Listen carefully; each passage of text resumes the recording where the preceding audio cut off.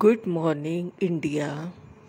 आज मी जरा एक असा संवेदनशीलच विषय म्हणूया, असंच बोलूया. आता हे मी सगळा माझे अनुभव कथन करते आहे. कसं आहे की सध्याचा काळ हा अतिशय बदलला आहे, डायनॅमिक आहे सगळं. आपण आत्ता एकच एक असं म्हणू नाही शकत. पारंपरिक ज्योतिषशास्त्र हे अगदी औषधाला उरलं आहे असं आपण म्हणूया. कारण की सगळे प्रश्न वेगवेगळ्या स्वरूपात समोर येत आहेत. कन्सल्टिंगमधले जे अनुभव आहे तेच मी आपल्याला सांगण्याचे प्रयत्न करते. आता कन्सल्टिंगमध्ये आलेला माझा एक अनुभव सांगते. माझ्यासमोर असा एक प्रश्न आला होता की त्यांच्याकडे एक व्यायामाचं मशीन होतं, ज्याला आपण ट्रेडमिल म्हणतो. ते विकलं कधी जाणार असा प्रश्न होता. आता तुम्ही सांगा, हे कोणत्या पुस्तकामध्ये लिहिलेलं आहे? कोणती थिअरी याला ॲडॉप्ट करणार आहात आणि प्रश्नाचं उत्तर शोधणार आहात तुम्ही याच्यातून? अशा वेगवेगळ्या स्वरूपाचे प्रश्न काळानुसार येत आहेत. आपण आत्ताच्या सगळ्या काळानुसार येणाऱ्या प्रश्नाला सक्षम असलं पाहिजे, कारण ही उत्तरं काही पुस्तकात लिहिलेली नाहीत. आपण आजही पारंपरिकच शिकतो आहोत, ज्याच्यामध्ये आपण विवाहाचा प्रश्न आला की त्याच्यामध्ये आपल्याला त्यांनी प्रश्न विचारला आहे की लग्न कधी होणार. आपण विचारतो आहे की ते लव्ह मॅरेज आहे का अरेंज मॅरेज आहे. हा मिनिंगलेस आहे. आपल्याला प्रश्न समोर आला आहे की लग्न कधी होणार. आपण फोकस आहे ना, प्रश्न काय रोखाने आला आहे आणि त्याचा विचार कसा करायचा आहे हे शिकलं पाहिजे. ना की आपण सगळं पुस्तकी ज्ञान. एक प्रिंटेड वाक्य असतं बघा, आपण एक लहानपणी किंवा कॉलेजमध्ये असताना एक शिकलो आहे, क्वेश्चन बँक. त्याच्यामध्ये किंवा गाईडमध्ये अशी तयार उत्तरं असायची प्रश्नाची. आपण त्यालाच कॉपी पेस्ट नॉलेज म्हणतो. आपण आपल्या बुद्धीने, आपल्या सारासार बुद्धी, विवेक बुद्धीने विचार करून जर उत्तर लिहिलं तर ते वेगळ्या स्वरूपात येत असायचं. पण आपण काय करायचो की ते क्वेश्चन बँकला जे काय प्रश्न असायचे, 21 प्रश्नाचा संच असा VIP, तो आपण घ्यायचो आणि अभ्यास करायचो आणि त्याच्यातून आपण मार्क मिळवायचो आणि मेरिटमध्ये यायचो. पण याच्यामध्ये आपण अपंगत्व नाही का घेतलं? आपण पॅरालाइज नाही का झालो? आपण स्वतःची बुद्धी तिथे वापरली असती की ह्या प्रश्नाचं असं असं उत्तर असू शकतं माझ्या बुद्धिमत्तेप्रमाणे, माझ्या विचारशक्तीच्या आकलनप्रमाणे, तर आपण वेगळं काहीतरी उत्तर देऊ शकलो असतो. पण आपण अशी सवय स्वतःला कधीच लावली नाही शिक्षण घेताना सुद्धा, की आपण काहीतरी आउट ऑफ बॉक्स थिंकिंग केलं पाहिजे. करतच नाही आहे आपण. तसंच आता ज्योतिषशास्त्राच्या बाबतीत पण होतं आहे. आपण कॉपी पेस्ट नॉलेज पसरवतो आहे. आपण पुस्तकं आहे तशीच पुढे नेतो आहे. त्याच्यामध्ये आपण कधीही ॲनालिसिस करून विचार केलेला नाही. आता मला बऱ्याच वेळा असा राहूचा प्रश्न पडतो. राहू आपल्याला माहीत आहे का? हाच राहू प्रत्येकाच्या कुंडलीमध्ये आहे. तो देशाच्याही कुंडलीमध्ये आहे, वैयक्तिक आयुष्यातही आहे, प्रत्येकाच्या होरोस्कोपमध्ये आहे. मग त्याची स्वरूपं काय आहे? तो तुमच्या वैयक्तिक आयुष्यात जेव्हा तो एखाद्या व्यक्तीच्या कुंडलीत असतो तेव्हा काय रोल करतो आणि तो देशाच्या कुंडलीत असतो तेव्हा काय रोल करतो? कारण वृषभ लग्नाची कुंडली आहे देशाची. आता त्याला प्रथमात जो राहू बसला आहे तो आपल्याला काय दाखवतो आहे? तर तो आपल्याला वेस्टर्न कल्चर जे आपण फॉलो करतो आहे ते दाखवतो आहे. कारण आपली सगळी तरुणाई वेस्टर्न कल्चर फॉलो करते. आज बघा, तोच राहू आपल्याला जेव्हा एखाद्याच्या जन्मपत्रिकेत वैयक्तिक आयुष्यात येतो तेव्हा तो वेगवेगळ्या स्थळात वेगवेगळे रोल करतो आहे. हे आपल्याला कधी आढळलं आहे का? आपण फक्त राहू प्रथमात हे स्थळ, हे त्याचं फलित, हे प्रिंटेड वाक्य आता मला वाटतं उपयोगाचे नाहीत. कारण तुम्ही असं जर अभ्यास करत राहिलात ज्योतिषशास्त्राचा तर तुम्हाला प्रिडिक्शनला खूप अडचणी येणार. कारण तुम्हाला एकच प्रिंटेड वाक्य प्रत्येकाला सांगता येणार नाही. चंद्र शनी युती यावर मी परत बोलणार आहे. चंद्र शनी युती अनुभवास कधी येते, कशी येते आणि ती खरंच येते का, हाबद्दल एक प्रश्न आहे.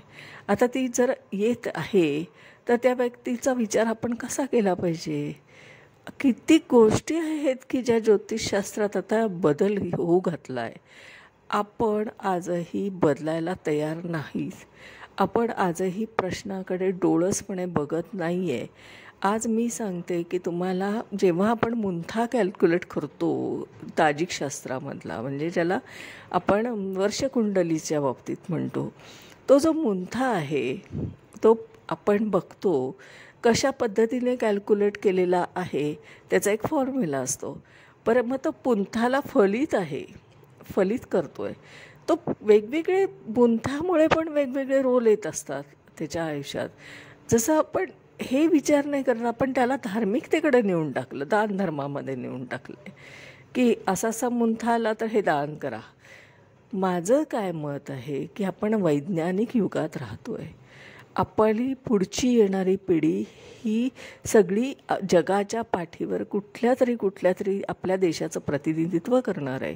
आणि मग आपली ही जी तरुणाई आहे, ही जी पुढची तरुण पिढी आहे, यांना आपल्याला जर आपलं ज्योतिषशास्त्र त्यांच्या हाती सुपूर्द करायचं असेल तर त्यांना आपण वैज्ञानिक दृष्टिकोनातूनच ज्योतिषशास्त्र शिकवलं पाहिजे. त्यांच्यासमोर हे असं काही ठेवता कामा नये, कारण त्यांना हे अपंगत्व देता कामा नये. त्यांनी काय करायचं, त्यांनी विचार करायचेच नाही का या गोष्टीवर. तुम्ही स्वतःचीच एक कुंडली उघडून बघा, स्वतःचंच आयुष्य बघा. स्वतःच्या आयुष्याला जेवढी थिअरी तुम्ही शिकलात ती लागते का बघा. त्या थिअरीमधून तुम्हाला काय आढळतं आहे, तर तुम्हाला असं लक्षात येईल की तुमच्या पण कुंडलीवर ते ॲप्लाय होत नाही आहे. बरेच योग तुम्हाला दिसत असतात तुमच्या कुंडलीत, पण ते तुम्हाला कधीच फलित झालेले दिसत नाही. हे आपण कधी बघितलं का? आपण जर दुसऱ्याचं भविष्य सांगतो आहे, पण आपलं भविष्य आपल्याला सांगता येते का स्वतःचं? आता अजून एक अनुभव मी शेअर करते. समोरची व्यक्ती तुम्हाला या विज्ञान युगात येणारी ही जी पिढी आहे ही खूप हर्षलची पिढी आहे. म्हणजे हर्षल अशासाठी मी म्हणते, हर्षल म्हणजे आपण युरेनस. आता तो म्हणजे काय आहे, तो ॲडव्हान्स व्हर्जन आहे मर्क्युरीचं. आपण बुद्धिमत्तेत वाढलेले मुलं, म्हणजे आपली पिढी जी होती ती मर्क्युरी प्रधान होती. आपण बुद्धिमत्ता म्हणजे आपण काय करत होतो, पुस्तकी ज्ञान घेऊन टपाल खात्यासारखं इकडचं तिकडे पुस्तकं घ्यायचे, अभ्यास करायचा आणि परीक्षेत लिहून आपण मेरिटवर द्यायचो. तो काळ ठीक होता, त्या काळात स्पर्धा कमी होत्या, ते सगळं बुद्धिमत्तेला योग्य होतं ते करणं. पण आता ही जी आत्ताची पिढी आहे ही हर्षलची पिढी आहे, युरेनसची पिढी आहे. ते ॲडव्हान्स व्हर्जन आहे मर्क्युरीचं. त्यांना लागतं हे सिद्धता. त्यांच्यासमोर आहे असं की हे सिद्ध करा, नाहीतर मग डिस्कार्ड करा. मग अशा येणाऱ्या आपल्या पिढीला आपण कोणत्या गोष्टी देतो आहे, तर आपण प्रिडिक्शनमध्ये काय शिकवतो, आपण त्यांना काय देतो आहे, काय नॉलेज पास ऑन करतो आहे. कारण ज्योतिषशास्त्र हे आपण पुढच्या पिढीकडे पास ऑन करतो आहे. जेव्हा आपण शिकवतो आहे तेव्हा एक आपण फळी तयार करतो आहे ज्योतिषांची. पुढची जी पिढी आपल्याला पुढच्या ह्याच्यात हे ज्योतिषशास्त्र पुढे नेणार आहे. आता तुम्ही सांगा, आपण त्यांना जर हे वैज्ञानिक दृष्टिकोन नाही दिला तर ते कोणत्या गोष्टी आपल्याला फाइंड आउट करून देऊ शकतील? देऊ शकत नाही. आता तुम्ही प्रिडिक्शनचा अजून एक अनुभव सांगते. प्रत्येक वेळेस काय तुम्हाला समोरून प्रश्न येत नाही. काही वेळेस काही लोकांची अशी मतं असतात की तुम्हाला जर सगळं येतं आहे तर मला जनरल प्रिडिक्शन करून दाखवा, माझ्याकडे काहीच प्रश्न नाही, ही कुंडली माझं आयुष्य सांगा. अशा वेळेस तुम्ही कोणता अभ्यास केलेला आहे? कधीच केलेला नाही. या पद्धतीने कधी विचारच केला नाही की असाही प्रश्न येऊ शकतो. असंख्य पैलू असलेले प्रश्न तुमच्यासमोर चॅलेंज म्हणून येत आहेत. ते तुम्हाला गोंधळात टाकतायत की मी हे उत्तरं कुठून शोधू. आणि हे असे प्रश्न जेव्हा तुमच्यासमोर येतात त्याच्यासाठी तुमची स्वतःची तयारी किती आहे. कारण जोपर्यंत तुम्ही हे पुस्तकी ज्ञान सोडत नाही आणि स्वतःचा विचार त्याच्यावर करत नाही तोपर्यंत तुम्हाला हे येणारे सगळे बदललेले प्रश्न ह्याला तुम्हाला टॅकल करणं अवघड जातं आहे, त्याची उत्तरं शोधणं अवघड जातं आहे. आत्तासुद्धा आपल्याकडे विवाहामध्ये इतके प्रॉब्लेम्स उभे राहिलेले आहेत की आपण गुण जुळवूनसुद्धा आज कोर्टामध्ये केसेस आहेत. आज कोर्टात केसेस का आहेत? मग 36 पैकी जरी 28 गुण जमले आहेत तर मग ती कोर्टात जायला नको होती ना. ही सिद्धता झाली की नाही त्याची आता. मग त्याला तुम्ही काय विचार केला आहे, काय पॅरामीटर वापरलं आहे, की आता जर हा काळ बदलला आहे, पूर्वी हे गोष्टी नव्हत्या घटस्फोटाच्या. आत्ता तुम्हाला विवाह झाला की 2 महिने किंवा 1 वर्षाच्या आत ती कोर्टात केस केलेली दिसते. मग हे इतकं फास्ट युगामध्ये हे काय मानसिकता बदलली आहे? जातकाच्या पत्रिकेत असं काय लिहिलेलं आहे की ही व्यक्ती ते टॅकलच करू शकत नाही आहे? मग डिप्रेशनच्या केसेस आहेत मेडिकल ॲस्ट्रॉलॉजीमध्ये. का आलेले डिप्रेशन? रूट कॉजमध्ये गेलात का कधी? की त्या व्यक्तीला हे व्यसन का लागलं, ती डिप्रेशनमध्ये का गेली? हे कुठल्या पुस्तकात लिहिलं आहे सांगा मला. तुम्ही पुस्तकं वर्षानुवर्ष अभ्यास करतायत, पण कधी त्याच्यावर विचार करायला पाहिजे तो केलाच नाही आहे. आजही आपण तेच करतो आहोत. मला हेच म्हणायचं आहे की आपणही हा बदल आधी केला पाहिजे, कारण आपण जे काही ज्योतिषशास्त्र प्रचार आणि प्रसार करतो आहे त्याची पूर्णपणे जबाबदारी आपल्यावर आहे. आपण जे बोलतो आहे ते जगाच्या पाठीवर आपलं प्रतिनिधित्व करणार आहे, कारण आपली पिढी ही जगाच्या पाठीवर वावरते ना की ती आपल्या फक्त देशात. त्यामुळे त्यांच्या विचारांना जितकी उंची आहे, जेवढी झेप आहे, तेवढी त्यांची समाधान करण्याच्या प्रश्नांचे समाधानकारक उत्तरं देण्याची क्षमता आपल्यात असली पाहिजे. कारण ही सगळी आत्ताची पिढी ही आपले भविष्यातले जातक आहेत. आपल्याकडे आत्ता कोणता वर्ग येतो आहे? तरुणाई येते समोर. आपले क्लायंट कोण आहे? तर तरुणाई आहे. त्या तरुणाईला एकच आहे की माझ्या बुद्धीला हे पटत नाही, तुम्ही पटवून द्या. पटवून दिलं तरच ते पुढे सरकतात, अन्यथा कन्सल्टिंगमध्ये सुद्धा ते विश्वास ठेवत नाही. कारण त्यांचं म्हणणं आहे की आम्ही हे का स्वीकारायचं, आणि हे खरं आहे. त्यांनी हा जो काही भूमिका घेतली आहे आत्ताच्या तरुण पिढीने ती अगदी बरोबर आहे, कारण त्यांना हा प्रश्न पडला आहे. आपल्याला का नाही पडला हा प्रश्न? आपण का पुस्तकी ज्ञान घेऊन बसलो आहे आज? पुस्तकी ज्ञान वाईट नाही, पण त्याचा किती आधार घ्यायचा? आज आपण बघतो आहे आपल्या शिक्षण संस्थेमध्ये सुद्धा हेच प्रॉब्लेम झालेत. अगदी इंजिनियर झालेला सुद्धा मुलगा असतो, त्याला MBA करायला लागतं, पुढे त्याला MS करायला जायला लागतं. का जावं लागतं आहे? कारण आपल्या शिक्षण पद्धतीमध्ये कुठेतरी ही थिअरी बेस प्रकार आहे. तर थिअरी आपण जोपर्यंत करत नाही कमी, तोपर्यंत आपण प्रॅक्टिकलकडे जात नाही, तोपर्यंत हे असंच घडत राहणार. प्रॅक्टिकल ॲप्रोच असलेली थिअरी असा जर आपण दृष्टिकोन ठेवून शिकवलं तर पुढची पिढी नक्की ज्योतिषांची घडेल, आणि तीसुद्धा जगाच्या पाठीवर भारताचं प्रतिनिधित्व करेल. हे मला 100% वाटतं, आणि माझे तेच प्रयत्न चालू आहेत की आपण देतो काय हा प्रश्न आधी पहिला बघितला पाहिजे. घेणारी पिढी ते घ्यायला तयार नाही. प्रश्न डायनॅमिक येत आहेत. तुमच्यासमोर पारंपरिक प्रश्न येत नाही आहेत. आता बदलत्या स्वरूपातले प्रश्न आहेत, ते तुम्हाला समजले पाहिजे, त्याचं उत्तर देता आलं पाहिजे. तुमच्यासमोर जनरल प्रिडिक्शनला आलेली कुंडलीवर तुम्ही कोणतं पॅरामीटर लावताय? आता कसं प्रिडिक्शन करणार? ती व्यक्ती तुम्हाला चॅलेंज देते आहे की चला, माझं भविष्य, माझ्याकडे काहीच प्रश्न नाही, पण आहे ह्या पत्रिका, तुम्ही ज्योतिषी आहात ना, तर मला या प्रश्नाचं उत्तर सांगा. माझं आयुष्य सांगा बरं, मागच्या घटना सांगा, आत्ताच्या सांगा, आणि पुढच्याही सांगा. म्हणजे त्यांनी 3 काळ कन्सिडर केलेले. एक म्हणजे भूतकाळ, वर्तमान काळ आणि भविष्यकाळ.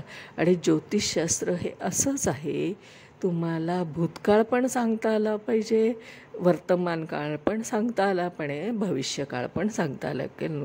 हा सगळा जो आहे प्रकार, त्याच्याने त्या तरुणाईचा आत्ता विश्वास बसेल आणि ती ज्योतिषशास्त्राकडे वळेल. जे काय आपला प्रश्न येतो की ज्योतिषशास्त्र खरं का खोटं, त्याच्याबद्दल सिद्धता का येत नाही? कारण ज्योतिषशास्त्र खोटं नाही. आपण अभ्यासात कमी पडलो, आपली आकलनशक्ती कमी पडली, हा आपला दोष आहे, शास्त्राचा दोष नाही. शास्त्र आहे तिथेच आहे, वर्षोनवर्ष चालू आहे. माझ्या आठवणीत तरी माझ्या बालपणी पण होतं, आणि माझ्या मागच्या पिढींच्या लोकांच्या पण बाबतीत होतं, आणि पुढे पण राहणार आहे. कारण ज्योतिषशास्त्र शास्त्र आहे, वेदांग आहे, पण त्याचं आपल्याला आकलन झालं नाही, ही आपला दोष आहे. ज्योतिषशास्त्राचा अजिबात दोष नाही, ते सिद्ध झालेलं शास्त्र आहे. पण आपण त्या अशा पद्धतीने जर समोर प्रेझेंट करत गेलो तर लोकांना ज्योतिषशास्त्रावरचा विश्वास उडायला आपणच जबाबदार नाही का, असा प्रश्न आपण स्वतःला विचारला पाहिजे. आणि याच्यात काहीतरी सुधारणा करावी अशा हेतूने मी हे बोलते. मी कोणावरही कधीही टीका करण्याच्या हेतूने कधीही करत नाही, कारण माझ्याकडे तेवढा वेळ पण नाही आणि मला त्या गोष्टीत इंटरेस्ट पण नाही. कारण मी कधीही कोणाच्या बाबतीत वैयक्तिक बोलण्याला मी टाळते. आणि मला जे जनरल बोलायचं आहे ते मी सगळ्यांसाठी, सगळ्या भारत देशातल्या सगळ्यांसाठी बोलते मी, की ना वैयक्तिक कोणाकडे रोखाने बघून बोलते. त्यामुळे आपण जर या गोष्टीकडे लक्ष द्यावं असं मला वाटतंय. आणि हे सगळं जे काय बदलत्या स्वरूपातले प्रश्न आलेत, जे काय तुमच्यासमोर चॅलेंजेस येत आहेत, त्याच्यासाठी तुम्ही सक्षम व्हा. कारण आपल्याला त्याची सिद्धता दिल्याशिवाय आपण ज्योतिषशास्त्राचा प्रचार आणि प्रसार करूच शकत नाही आहे. हे खरं सत्य आहे. आता या सत्याचा आपण स्वीकार करायला पाहिजे असं मला वाटतं. आता इथेच मी आजचा हा विषय थांबवते आणि उद्या आपण परत नवीन विषयावर बोलूया. कारण माझ्या 17 वर्षाचं संशोधनामध्ये मला ज्या गोष्टी कमतरता आढळल्या आहेत, ज्या मला आता वाटतं आहे की ह्याच्यावर बोललं पाहिजे, त्याच्यावर मी बोलते आहे. आता माझे स्वतःचे वैयक्तिक असतात. माझी ओळख अशी आहे की माझं नाव आहे सौ मनीषा प्रदीप चव्हाण. मी आदित्य गार्डन सिटी, वारजे, पुणे इथे राहते. आता माझा मोबाईल नंबर आहे 9763787646. माझे स्वतःचे प्रिडिक्शनचे क्लासेस आहेत. फलिततंत्र शिकवते. ते फलिततंत्र शिकवते का, तर पद्धत अशी आहे की तुम्ही कुंडलीचा दर्जा शिकला आहेत, कुंडली काय दर्जाची हे शिकला आहेत. कारण तुम्ही फक्त शिकला आहात की लग्नेश गेला आहे अष्टमात, हा ग्रह इथे बसला आहे, याची ही युती आहे, हे झालं कुंडलीचं दर्जा ठरवणं. प्रिडिक्शन कुठे आहे? प्रिडिक्शन नाही आहे, अभाव आहे. मग प्रिडिक्शनचे क्लासेस हे माझे स्वतःचे आहे. तुम्ही घडून आला आहात, थिअरी वाचून आला आहात, स्वागत आहे. माझ्या क्लासला जॉईन व्हा, प्रिडिक्शन शिका. प्रिडिक्शन असं शिका की तुम्ही जी कुंडली आणली आहे त्याच्यावर मी बोलणार आहे. मला कोणत्याही पुस्तकातल्या कुंडल्या घेऊन अभ्यास शिकवण्यात 1% इंटरेस्ट नाही. मी कधीही क्लासेसमध्ये अशा कुंडल्या घेऊन शिकवलेलं अद्यापही नाही, ऐकिवात पण नसणार आहे तुम्हाला. त्याच्यामुळे तुम्हाला हे युनिक पद्धतीने आलेलं चॅलेंज, कारण हे चॅलेंज आहे. माझ्यासमोर 11th आवरला तुम्ही क्लासला उभे राहता आणि तुमची कुंडली घेऊन बसताय, मी तुम्हाला प्रिडिक्शन शिकवते. हे चॅलेंज आहे, हे बिग चॅलेंज आहे. कारण मला काही पुस्तकातल्या कुंडल्या बघण्यात इंटरेस्ट नाही. त्याचे घडून गेलेल्या घटनांवर पोस्टमॉर्टम करण्यामध्ये आणि ते शिकवण्यात बिलकुल इंटरेस्ट नाही. त्यामुळे मी वेगळ्या पद्धतीने शिकवत असते. ते 3 दिवसात आपण ते टेक्निक शिकत असतो. विंशोत्तरी दशा न यूज करता आपण ते टेक्निक करत असतो. त्याला प्रॅक्टिसची पण गरज असते. आपण जर नुसता क्लास केला आणि नंतर प्रॅक्टिस केली नाही तर आपल्याला ते आकलन होऊ शकत नाही. कारण कुठलीही गोष्ट आपण वापरात आणली पाहिजे. आपण पुस्तकी ज्ञानसुद्धा वापरात आणतो आहे का, तर नाही. सर्टिफिकेट मिळालं, शांत बसतो आहे, विचार करतो आहे कुंडली माझीच मला सुटत नाही तर मी लोकांची कशी सांगू. इथं सगळ्या गोंधळाला संपवायचं असेल तर माझ्या क्लासमध्ये आपले स्वागत आहे. 3 दिवसाचे ऑनलाईन क्लासेस आहेत. आपण कोणत्याही सकाळी 10 ते रात्री 10 मधले 2 तास सिलेक्ट करायचे आहेत. कोणत्याही वेळेस आपण जॉईन होऊ शकता. अर्धा तास आधी जरी मला सांगितलं तरीसुद्धा मी ते क्लास सुरू करते, कारण माझे हे काही ग्रुपमध्ये क्लास नाहीत. त्याच्यामुळे मला कधीही हे फ्रीडम एन्जॉय करता येतं आणि तुम्हाला पण हे फ्रीडम एन्जॉय करता येतं. कारण हे वैयक्तिक आयुष्य प्रत्येकाचं आपण वाचत असतो, त्याच्यासाठी मला ग्रुपमध्ये घेण्यात इंटरेस्ट नाही. त्यामुळे मी प्रत्येक गोष्ट व्यवस्थित समजून सांगून त्या व्यक्तीला ते शिकवत असते. आपण या संधीचा जरूर फायदा घ्या. आणि प्रिडिक्शनसाठी आपण मला कन्सल्ट करू शकता. म्हणजे आपल्याला जर जन्मकुंडलीचं जे काही मार्गदर्शन हवं असेल, प्रश्न आले असतील किंवा जनरलही प्रिडिक्शन असेल की माझं झालं काहीच प्रश्न नाही माझ्या आयुष्यात, पण सांगा माझं आयुष्य मागचं काय घडलं, आत्ता काय आणि पुढे काय, मी 3ही काळ सांगू शकते. आपण कन्सल्टिंगचा पण अनुभव घ्या माझ्याकडून. 500 रुपये फक्त मी चार्ज करते, त्याच्यावर मी एकही रुपया पैसा चार्ज करत नाही, कारण माझी मेथड खूप वेगळी आहे प्रिडिक्शन करायची. त्यामुळे हे लोकांना भावतं आणि त्याच्यामुळे माझ्याकडे वेटिंग लिस्ट आहे. माझ्याकडे कन्सल्टिंगलासुद्धा वेटिंग आहे आणि क्लासेसला पण वेटिंग आहे. त्याच्यामुळे आपण या गोष्टीचा लाभ घ्यावा. धन्यवाद. आजचा विषय इथेच संपवते. धन्यवाद.